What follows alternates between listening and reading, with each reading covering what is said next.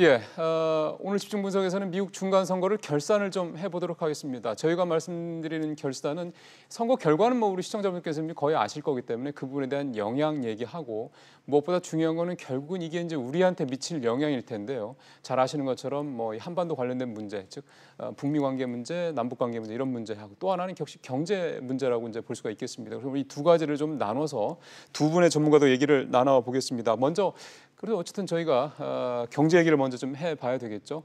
서울시립대 윤창현 교수님 그래서 모셨습니다. 교수님 어서 오십시오. 네, 안녕하십니까.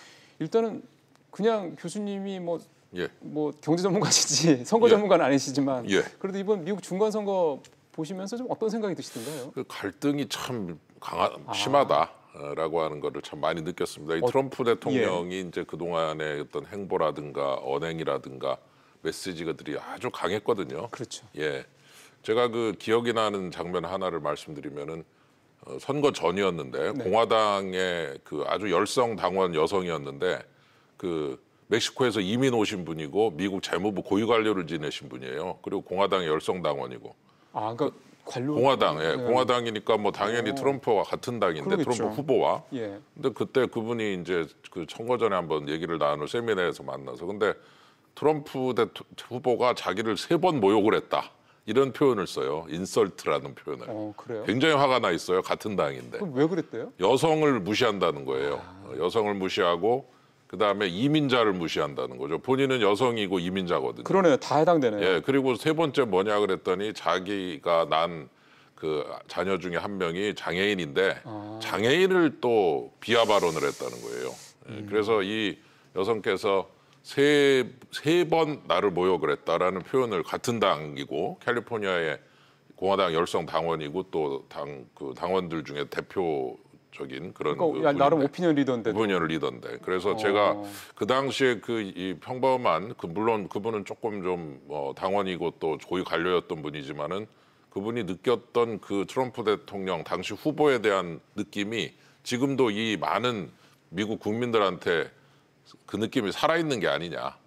그러니 이제 그 느낌 때문에 분열이 되고 그것이 가진 이제 갈등적 요소가 이번 중간 선거 때 아주 그 갈등으로 나타나면서 아주 트럼프 대 반트럼프의 그 선거가 참 어떻게 보면 한 사람을 놓고 막 갈라지는 이제 그런 식의 선거가 되어버린 거를 보면서 참 이게 좀 흥미로운 장면이다 이런 생각이 듭니다. 예. 우리는 이제 미국을 뭐 이민자의 나라라 얘기를 하고 이민자들에 의해서 지금까지 미국이라는 나라가 불과 200년 조금밖에 더 안 되는 사이에 이렇게까지 세계 최대 강대국으로 성장했다고 알고 있지만 지금 현직 미국 대통령은 사실 그거 자체를 부정하는 거 아닙니까? 지금 오늘 이번에 말씀하신 거대로라면. 예, 그렇죠. 그러니까 이제 그 부분에 있어서 새로운 좀 시각으로 접근을 하면서 뭔가 그 유대교적인 뭐라든가 또는 보수적이라고만 하기도 어려운 그런 거 아주 묘한 그 어떤 트럼피즘이라고까지 얘기를 하는 그런 그 트럼프주의다 이런 표현을 쓸 정도의 아주 묘한 그런 느낌으로 접근하고 있어서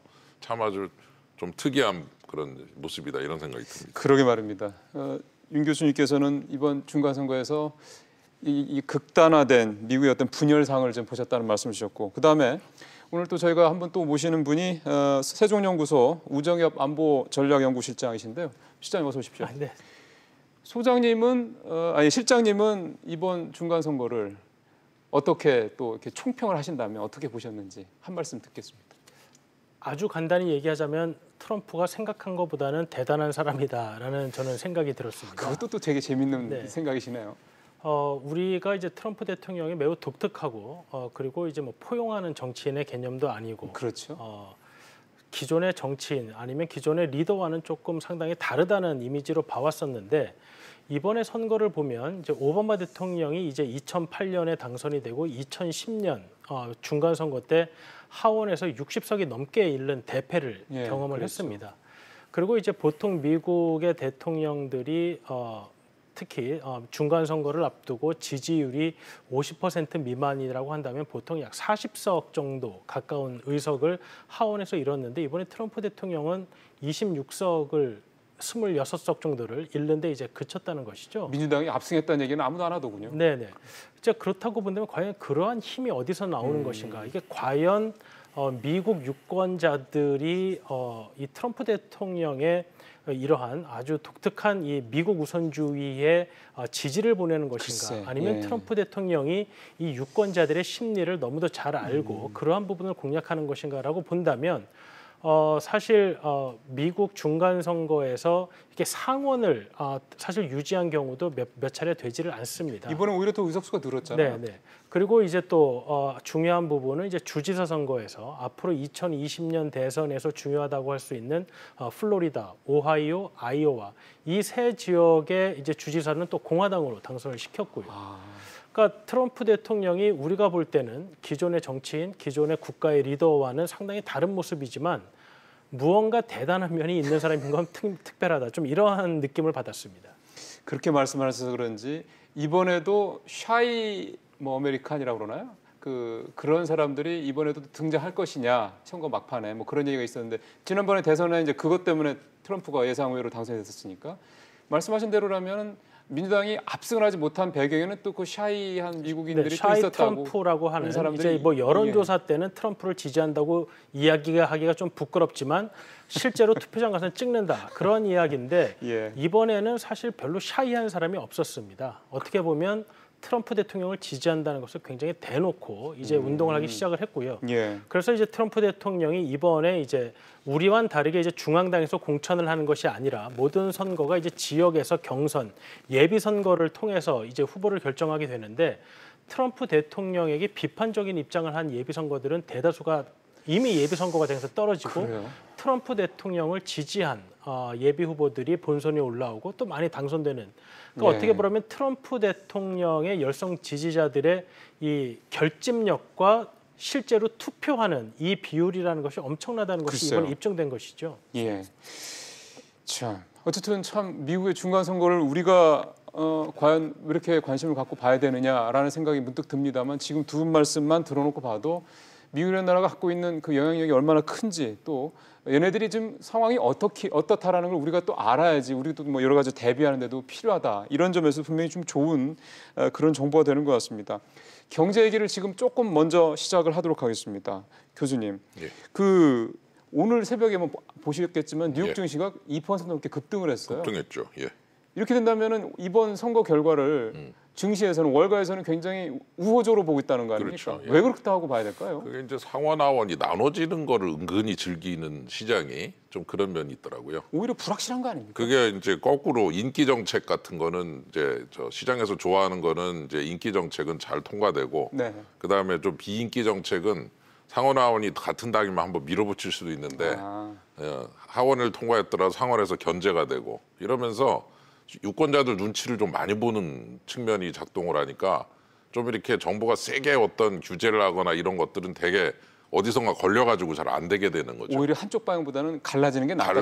갈라져가지고서 서로 이렇게 견제하는 것이 시장으로서는 인기 좋은 거는 통과되고 인기가 안 좋은 거는 누군가 걸러주고 그러니까 시장 입장에서는 너무 세게 정부가 예. 밀어붙이지 못하게 만들어준다는 면에서 이 두 개가 이렇게 나눠져 있을 때 은근히 그걸 즐기면서 그러게요. 상황을 좋게 보고 아마존 같이 또 이렇게 대통령하고 좀 이렇게 사이가 갈라진 그 주식은 그 회사는 이제 견제가 될 테니까 예. 독주가 이제 제어될 테니까 앞으로 좋아지겠다. 그래서 글쎄요. 아마존이 또 폭등을 하고요. 그러게 그래서 말입니다. 아주 시장은 아주 재밌는 분위기로 지금 가고 있습니다. 근데 잘 아시겠지만 그동안의 시장의 최대 리스크였다는 게 미중 무역 갈등에 따른 예. 글로벌 어떤 경제 예. 위축 이런 어떤 예. 주제였었던 거잖아요. 예. 근데 지금 말씀하신 대로 트럼프 대통령의 그런 일방주의적인 정책들이 예. 조금 이제 되면 제동이 걸린다, 브레이크가 걸릴 수 있다고 그러면은 보호무역주의 정책, 통상 정책도 좀 또 미중 무역 갈등도 조금 완화될 수 있을 것이라는 기대감도 좀 있을 수 있겠습니다. 예, 근데 이제 미중은 이 갈등의 본질이 무역 적자 이런 것도 있지만은 중국이 너무 컸다. 그래서 중국을 한번 눌러줘야 되겠다. 이럴 때 안 눌러주면은 이제 너무 호랑이가 키워가지고서 미국을 죽이려 든다. 지금 미중 무역 갈등에 이제 천봉에 서서 그 전쟁을 지휘하는 그 피터 나바로 그 국장이 계신데 그분이 교수님 출신인데 예. 그분이 쓴 책 이름이 Death by China. 중국에 의한 죽음이란 책인데요. 중국에 의해서 누가 죽느냐? 미국이 죽는다는 책을 쓰신 분이에요. 그분이 지금 백악관에서 지금 국장 겸 뭐 위원장 하면서 지금 이 전체 사령관 역할을 하고 있거든요. 그럼 그 그러니까 양반이 그 자리에 계속 있는 한 미중 무역 갈등 문제가 우리가 생각한 것처럼 이렇게 완화 쪽으로 갈 여지는 별로 없다고 봐야 되겠군요. 그런 것 같아요. 그래서 이제 워싱턴의 이제 그 전체적인 지식인 사회에서도 그 중국이 미국한테 엄청난 흑자를 냈고요. 네. 그동안 계속 흑자를 몇 천억 불씩 내고 미국은 또 몇 천억 불씩 적자를 내면서 계속해서 중국이 미국으로부터 부를 빨아들이고 예. 그렇게 해서 그 돈 가지고서 경제 성장하고 그 다음에 이제 군비 확장까지 해서 미국을 제압하려 든다. 이런 그 시나리오가 지금 상당 부분 인정을 받고 그 과정에서 중국이 발전하는 과정에서 미국의 핵심 기술들을 그러니까요. 공짜로 탈취해가고 예. 하는 일들이 많았다. 이런 것들에 대한 이제 어떤 그 합의가 이루어지니까 이제는 저 무역 갈등도 EU 쪽하고는 좀 살살해라 쪽인데 민주당도 그러나 중국에 대해서는 별로 좀 이렇게 줄이겠다는 생각이 없는 것 그러면은 같아요. 미국의 지금까지의 통상 수정이 지금 투트랙으로 갈 수 있다는 말씀이군요. 중국까지의 갈등 문제는 뭐 기존대로 계속 예. 갈 가능성이 예. 높고 예. 유럽이라든가 우리 쪽 같은 이런데 우호국 기존의 동맹국이나 우호국들하고는 조금 완화될 여지도 완화되는 뭐 이런 형태로 가능성이 있어서 예. 조금 지켜봐야 되겠지만 어떻게 보면은 이제 미중의 문제는 조금 이제 그러니까요. 이 대통령한테 좀 넘어갔다라고 봐도 될 것 같습니다. 사실 그 정도만 해도 아마 우리 기업들한테는 좋은 정보가 될 것 같습니다. 약간의 플러스 요인은 있는 것 같습니다. 예. 자, 우 박사님, 선거 이후 미국의 국내에 미칠 영향을 한번 들어봤으면 좋겠는데 가장 지금 핫하게 나오는 거는 하원을 민주당이 장악하면서 이 탄핵 관련된 문제, 즉 러시아 스캔들 관련 문제가 이제 더 속도를 낼 것이다. 이 얘기가 제일 많이 나오대요. 이제 미국도 이제 정당이 대통령의 여당이 의회를 장악하게 되면 의회의 행정부에 대한 견제와 감시 역할이 상당히 줄어들게 됩니다. 미국은 뭐 우리와 다르게 상당히 그 견제와 감시라는 것이 제도적으로 정착이 되어 있다고 보지만 그래도 이 정당이라는 것이 이제 팔이 안으로 굽는다고 본인 당의 그렇죠. 대통령이 있을 때는 아무래도 견제와 감시가 소홀해질 수밖에 없는 것이죠. 뭐 이제 제 분야여서 그렇습니다만은 하원 외교위원회의 경우 2018년 동안 공화당이 이제 상임위원회를 이끌다 보니까 미국 행정부에 대한 청문회를 한 차례도 개최하지 않았습니다. 아, 그 정도로요? 네. 그래서 이제 2019년에 개원을 하게 되면 민주당이 이제 하원 외교위원회를 이제 그러겠죠. 운영하게 되는데 그래서 그 사람들이 하는 말이 청문회부터 시작하겠다는 겁니다. 그러니까 이건 비단 이제 외교 분부뿐만 아니라 모든 정책 분야에서 이제 트럼프 대통령 특히 뭐 헬스케어, 이민, 세금 뭐 이러한 분야에서 이제 청문회 그다음에 국정조사가 시작될 것이고요. 예. 말씀하신 이제 러시아 스캔들 관한 분야도 민주당이 하원을 장악한 이상 이제 의회 차원의 조사가 시작될 가능성이 매우 높습니다. 그렇기 때문에 이제 트럼프 대통령도 그것을 예견했는지 의회가 이렇게 본인에 대한 조사로서 세금을 낭비한다면 나도 어떠한 다른 전투 태세를 갖추겠다. 뭐 이런 식의 이야기를 할 정도로 이제 거기에 예. 대비하는 모습을 보이고 있는 건데요. 예. 이제 과연 현재 특검이 트럼프 대통령의 그 러시아와의 공모 문제에 대해서 어느 정도까지 이제 부인할 수 없는 증거를 찾아내느냐 하는 문제가 좀 중요하게 나타날 것 같습니다. 소위 말하는 스모킹건을 찾느냐 문제군요. 네. 이 하원이 탄핵안을 발의할 수는 있지만 현재 민주당이 이제 하원의 다수당이 되었기 때문에 발의는 가능하지만 상원이 여전히 공화당인 상황에서는 트럼프 대통령 클린턴 대통령 시기와 마찬가지로 탄핵안이 하원에서 발의는 되더라도 상원에서 통과 못할 가능성이 높습니다. 그렇다면 민주당 입장에서는 과연 통과되지 못할 탄핵안을 발의하는 것이 정치적으로 유리한가 하는 것을 또 생각을 해봐야 됩니다. 그렇죠. 왜냐하면 공화당의 골수 지지자들은 탄핵 얘기가 나올 때마다 더 뭉치는 경향이 있는 것이죠. 오히려. 그렇기 때문에 지금 현재 트럼프 대통령에 대한 호불호로서 이 선거구도 정치구도가 정해지고 민주당이 어떻게 새로운 비전이나 정책을 내놓는 형태가 아니기 때문에 탄핵안이 나온다는 것은 이 트럼프 대통령에 대한 호불호의 전선을 보다 더 극명하게 만들고 공화당 계열을 보다 더 결집하게 만드는 것이기 때문에 그게 꼭 민주당에게 유리하다고 볼 수는 없는 것이 있죠. 2년 뒤에 재선에도 그럼 그게 오히려 이런 식으로 혹시라도 그렇게 간다 그러면은 민주당한테는 오히려 악재가 될 수도 있겠군요. 네, 그렇습니다. 사실 이번에 하원을 트럼프 대통령이 졌다고는 하지만은 사실 그렇게 큰 차이가 아니었습니다. 그러니까요. 근데 이제 트럼프 대통령으로서 이제 할 말이 있는 게 본인이 추진하고자 하는 어젠다를 민주당이 사사건건 발목을 잡는다. 이런 식으로 2년 동안 끌고 갈 가능성도 있는 것이죠. 예. 대선을 하면서. 그렇게 한다면 이제 민주당의 대선 후보들은 현재 트럼프 대통령에 대한 비판이나 아니면 부정적 의견을 제시하는 것 외에 과연 어떠한 의견으로서 미국 유권자들에게 앞으로의 비전을 제시할 것이냐 예. 하는 부분에 있어서 사실 탄핵 이야기가 나오게 되면 그 부분이 다 묻힐 수밖에 없는 것이죠. 그렇기 때문에 탄핵 이야기를 꺼내는 것이 민주당에게만 꼭 유리하다고만은 볼 수가 없겠습니다. 그 우리 입장에서 봤을 때는요, 바로 로저 스캔들 조사 세게 해가지고 뭐 스모킹건을 발견해가지고 탄핵하자 할 것 같은데 그 내막을 들어보니까 그게 민주당한테 꼭 그 호재가 된다라는 보장은 진짜 없겠네요. 그 이제 경제 얘기로 다시 넘어와서 이제 마무리를 좀 해보겠습니다. 교수님.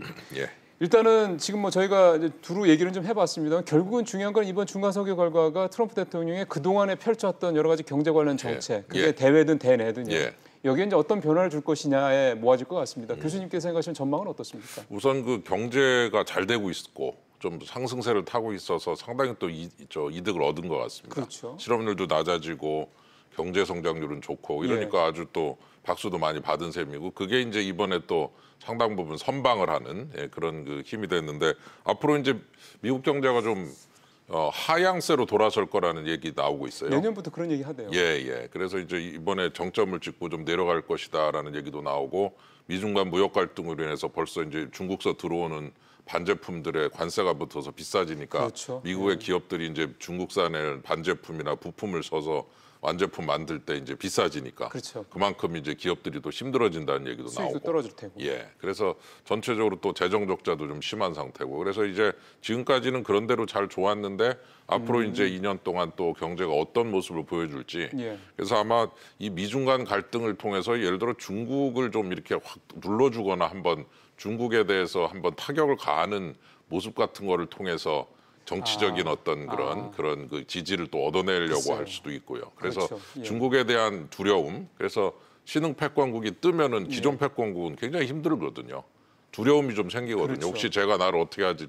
그 두려움을 이용해서 이제 중국을 압박을 가하는 걸 가지고서 이제 자신의 지지 동력으로 삼을 수 있기 때문에 경제가 이제 예. 정치에서 좀 희생당할 가능성 이런 그러게요. 것도 좀 엿볼 수 있지 않을까 그런 생각이 듭니다. 어쨌든 자기가 2년 뒤에 재선하는데 뭐 도움만 된다면은 어느 정도까지 희생할 수 있다.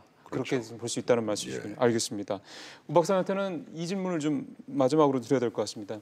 북미회담이 갑자기 연기되고 그거에 대한 배경도 사실은 구체적으로 공식적으로 나온 게 없고 하다 보니까 혹시 무슨 문제가 있는 게 아니냐 불안한 분들이 좀 많으신 것 같습니다. 결국 이런 중간선거 결과 이후에 이 북미 관계 또는 이제 그에 따른 이제 남북 관계 어떤 혹시 변화가 예상되시는 게 있으신지.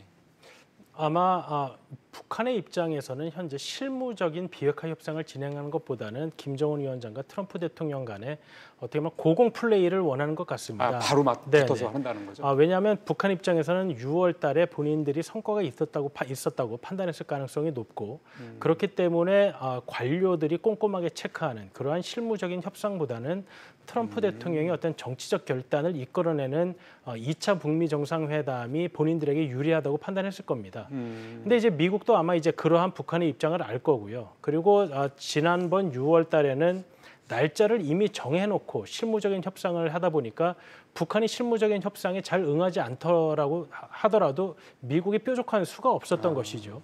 그래서 지금 폼페이오 장관은 아마 북한에게 실무적인 협상을 어느 정도 진전시킨 후에야 이 정확한 북미 정상에 대한 날짜도 정하고 이런 것들을 아마 요구를 했을 겁니다. 근데 이제 북한으로서는 이번에 뉴욕까지 와서 북미 정상회담 날짜도 못 정하고 미국으로부터 이런 요구 사항만 받아간다는 것이 상당히 부담으로 작용했을 가능성이 큽니다. 왜냐하면 아직까지 북한은 미국이 요구하는 그 실무 협상에 대해서는 아직 그다지 의사가 없고 트럼프 대통령과 만나서 정상회담에서의 정치적 결단을 지금 바라고 있기 때문에 양국이 정상회담을 바라보는 그 시각 차가 그러네요. 이번에는 결국 그 고위급 회담도 무산되게 만든 요인이 아닌가 이렇게 좀 생각이 듭니다. 이렇게 되면은 사실 김정은 위원장의 이 서울 답방 같은 경우도 일정이 연내 어려워지는 거 아닙니까?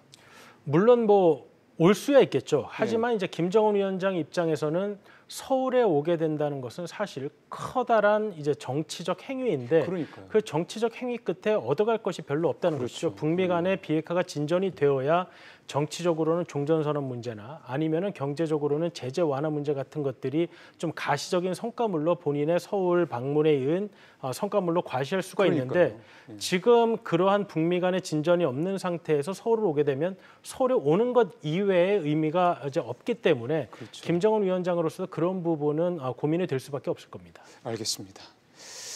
자, 오늘 두 분과 함께 중간 선거가 우리한테 미칠 영향, 경제적인 부분, 그다음에 뭐 외교 안보적인 부분까지 어떤 면이 있을지까지 얘기를 좀 들어봤습니다. 오늘 도움 말씀해 주셨던 서울시립대 윤창현 교수님, 그다음에 세종연구소 우정엽 실장 두 분님 말씀 잘 들었습니다. 고맙습니다. 맞습니다.